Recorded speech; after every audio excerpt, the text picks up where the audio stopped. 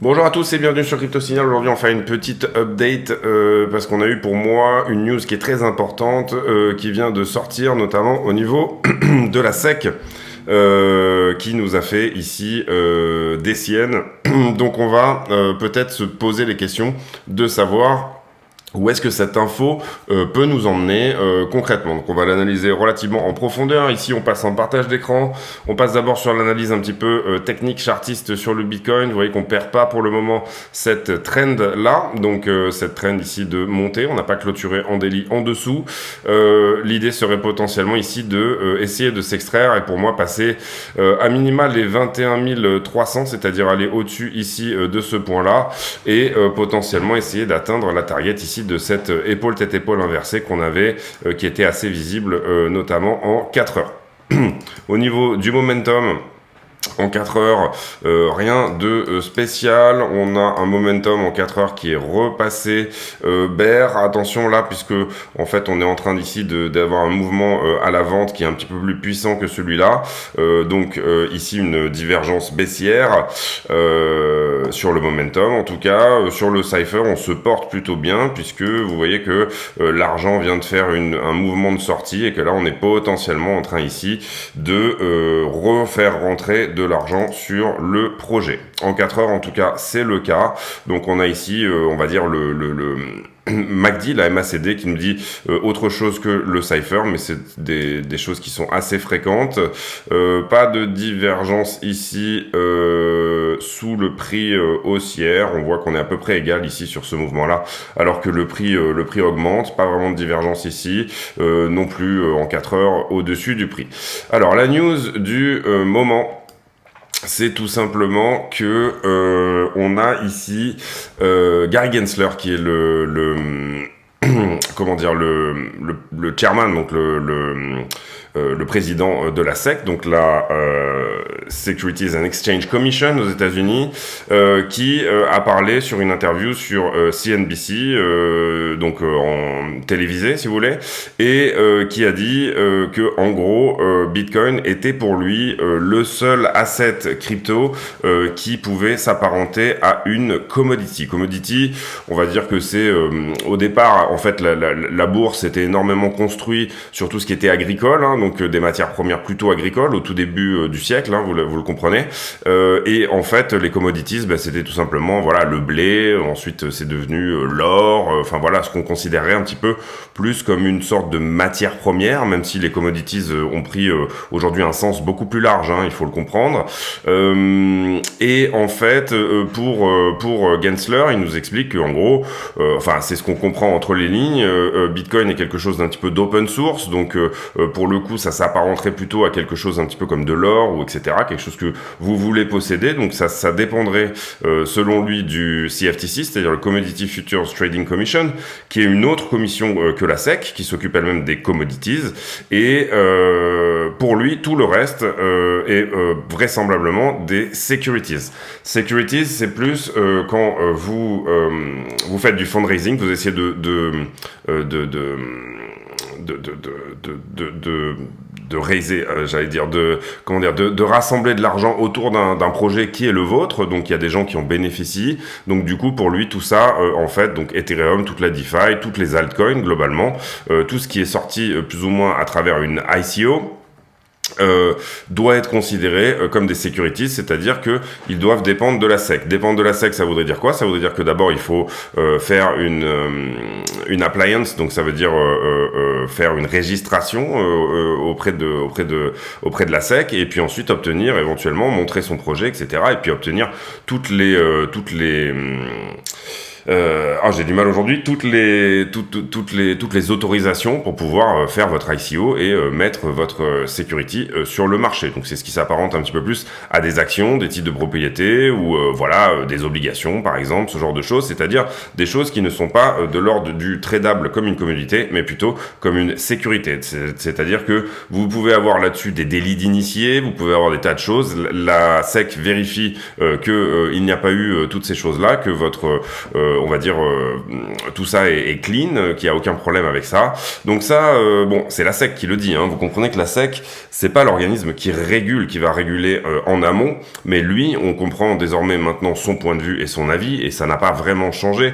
Vous l'avez vu notamment au travers du procès avec XRP, le procès avec Ripple, où on avait dit à Ripple exactement la même chose, c'est-à-dire que ça a été le premier grand procès en fait qui a traité un petit peu de cette thématique-là, qui disait tout simplement XRP était une security, donc ils auraient dû faire leur registration auprès de la SEC avant tout simplement de monter leur projet, etc.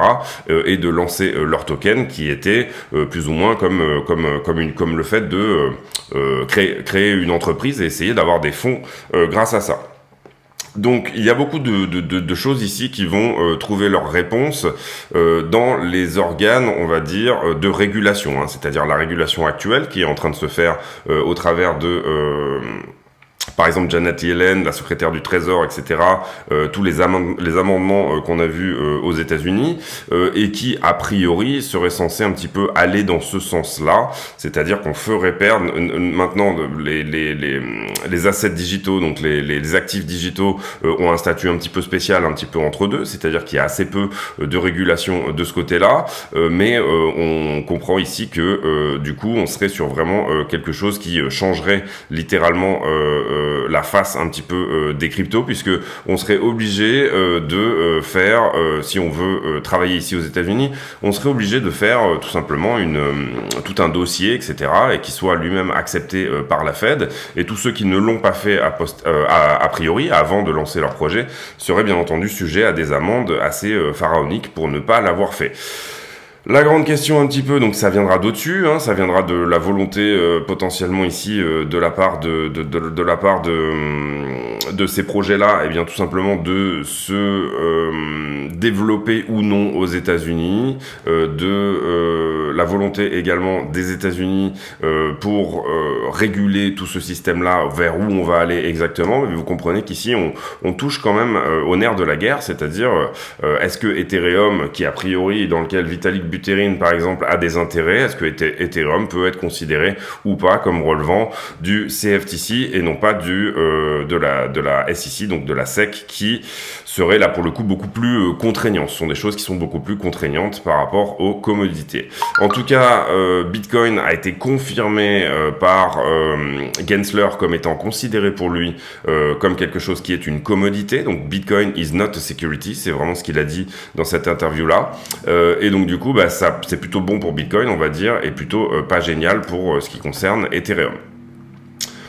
Pour le moment, ça se ressent pas du tout dans les charts. Vous voyez que même la chart Ethereum contre BTC est plutôt en hausse ici aujourd'hui. Donc on est pour l'instant sur une news qui n'a pas une énorme, qui n'a pas, on va dire qui n'est pas réellement pricée par le marché. On va voir si c'est peut-être ce qui se passe aujourd'hui avec l'entrée, on va dire de Wall Street dans la danse, hein, à 15h30 chez nous.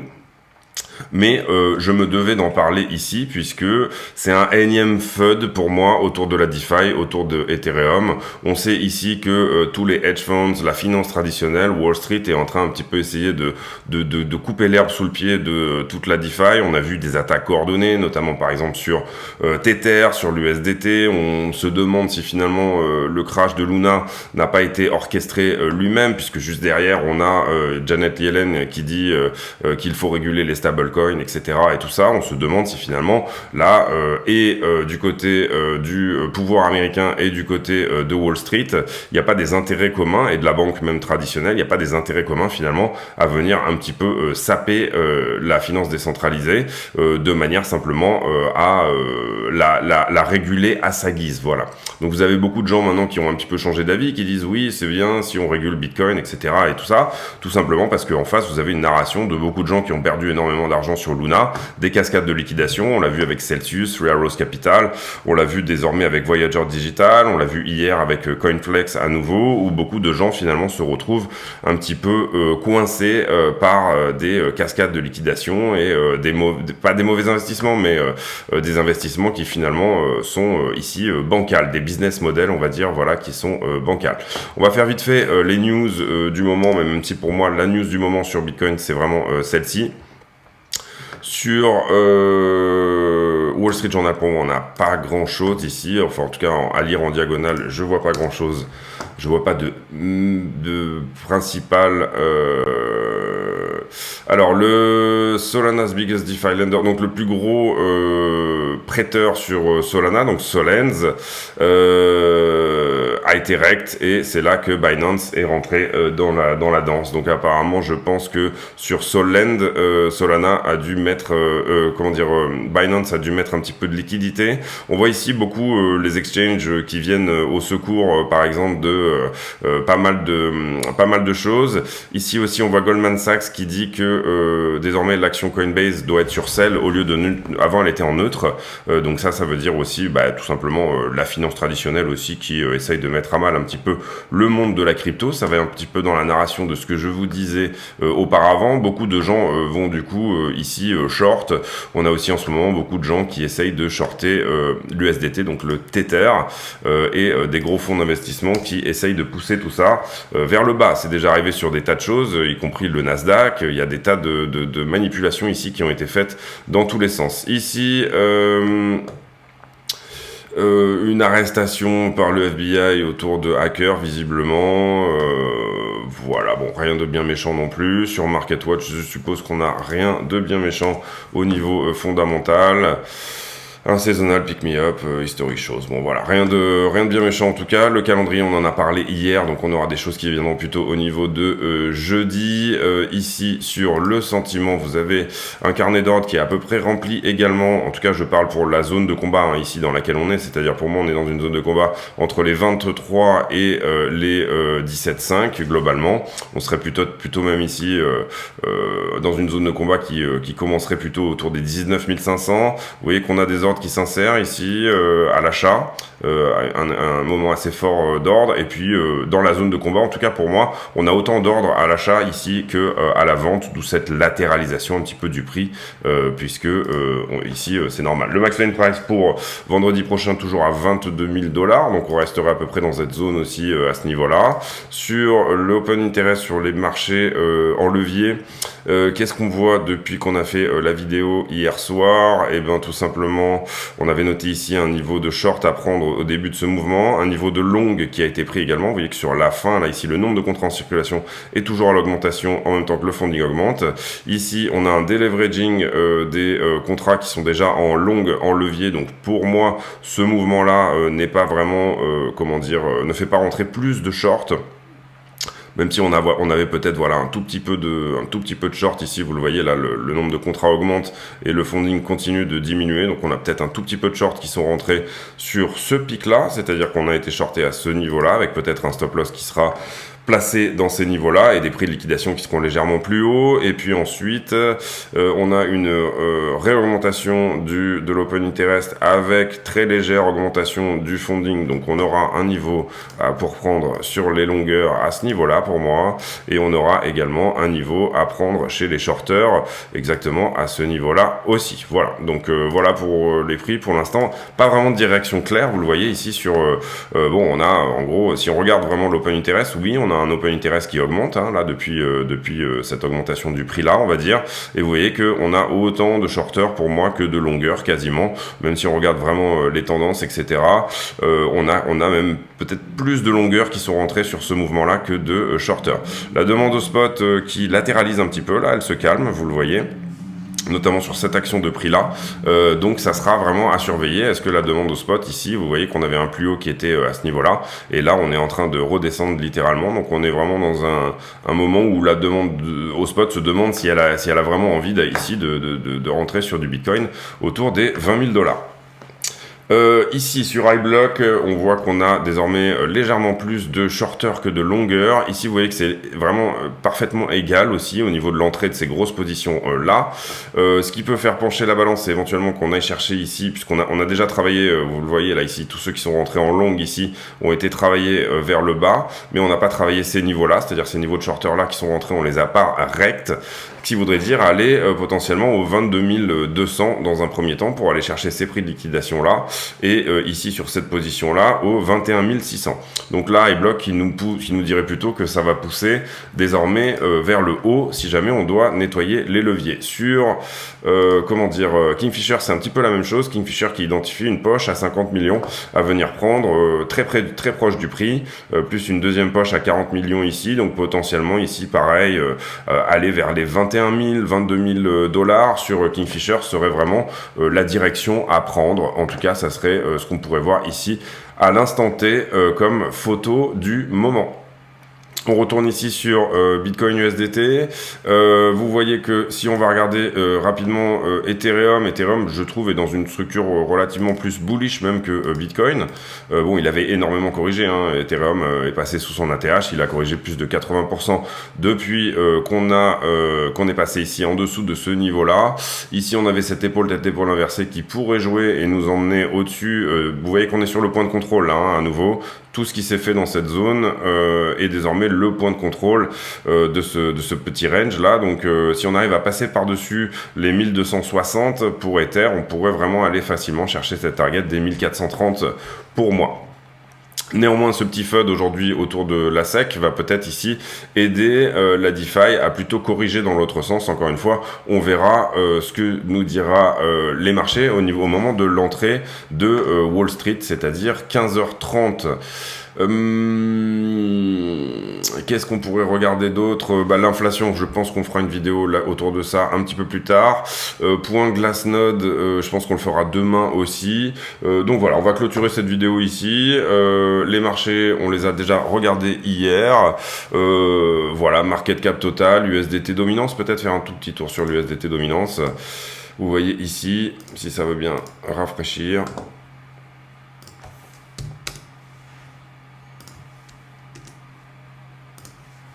Peut-être un petit souci d'internet chez moi.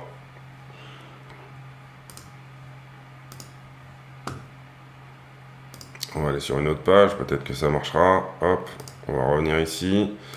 On va faire ça. C'est pas grave, on va aller là. USDT dominance, voilà. Ouais, bon j'ai internet qui veut plus, mais c'est pas grave, on regardera ça de toute façon dans la soirée demain. Donc voilà, c'était juste un petit point sur cette news qui pour moi paraît importante. Donc on va voir un petit peu ce qu'il en est au niveau de la régulation américaine. Est-ce que finalement on va réussir ici à avoir un statut un peu spécial pour les assets digitaux, ou alors est-ce que finalement on va rester dans cette espèce d'optique comme quoi les securities sont des securities et toutes les altcoins deviendraient des securities et Bitcoin serait le seul projet puisqu'il est open source et que a priori il ne profite à personne de connu en tout cas et qu'il est développé comme quelque chose d'open source, plus ou moins comme quelque chose qui serait de la rareté digitale, l'or digital, facile à transporter, facile à échanger, etc. C'est tout pour moi aujourd'hui. Petit souci d'internet, j'en suis désolé, mais c'est pas grave. On reprendra ici toutes ces choses-là demain. Je sais pas si c'est TradingView qui en croit ou c'est ma connexion. On verra ça plus tard. Je vous remercie de m'avoir suivi. Je vous souhaite à tous une excellente journée. On se retrouve demain pour un point sur le BTC. N'hésitez pas à vous abonner si le contenu vous plaît. N'hésitez pas à venir nous rejoindre également sur le Discord. Mettre un pouce bleu bien évidemment et un petit commentaire d'encouragement. Ça fait toujours plaisir. On se retrouve demain. J'ai pour habitude de demander des commentaires à la con, c'est-à-dire sur des questions qui n'ont absolument rien à voir. Donc mettez en commentaire est-ce que vous croyez dans l'astrologie ou pas, c'est-à-dire est-ce que vous pensez que votre horoscope et toutes ces choses-là sont des choses qui sont intéressantes au niveau des astres pour déterminer la personnalité d'une personne. C'est tout pour moi aujourd'hui, je vous souhaite une excellente journée à tous, merci de m'avoir suivi, à bientôt, ciao.